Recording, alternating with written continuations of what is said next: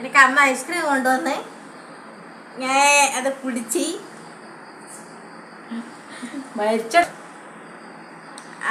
Guys ഇതാ എനിക്ക് ice cream കൊണ്ടുവന്നിട്ടുണ്ട്. എനിക്കിഷ്ട ഐസ്ക്രീം. പിന്നെ മച്ചത്ത് പോയിട്ട് പോകുമ്പോൾ അത് ഐസ്ക്രീം കൊണ്ടുവന്നതായിരുന്നു. ഞാനിന്ന് മരിച്ചെടുത്തിട്ട് എൻ്റെ കൂട്ടുകാരീൻ്റെ രണ്ട് ആങ്ങളാണ് മരിച്ചിട്ട്. ഒരാൾ മരിച്ചിട്ട് 3-4 ദിവസമായി. ഒരാൾ ഇന്ന് മറവ് ചെയ്തതാണ്.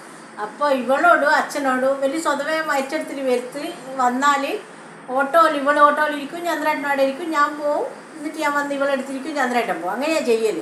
പിന്നെ ഇവർ രണ്ടാളും വാശി പിടിച്ച് ആൾ വരൂല, നിങ്ങൾ ഒറ്റക്ക് പോയാൽ മതി.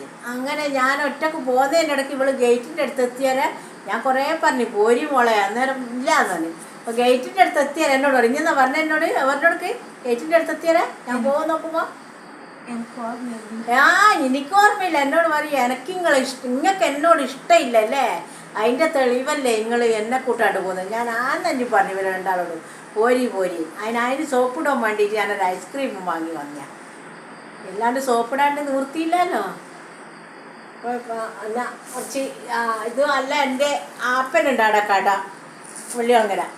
കുറച്ച് ആപ്പിളും പഴവും മുന്തിരി എല്ലാം എടുക്കാൻ പറയും. ഞാൻ പറഞ്ഞ എൻ്റെ എല്ലാം പുരയിലുണ്ട്, ഇതൊന്നും വേണ്ട, ഇടക്ക് പിടിച്ചിട്ട് പോയും കൂടെ. അങ്ങനെ ഐസ്ക്രീം, ഇനി ഐസ്ക്രീം കുടിക്കട്ടെ എന്നറ. ഞാൻ ഐസ്ക്രീം കുടിക്കട്ടെ.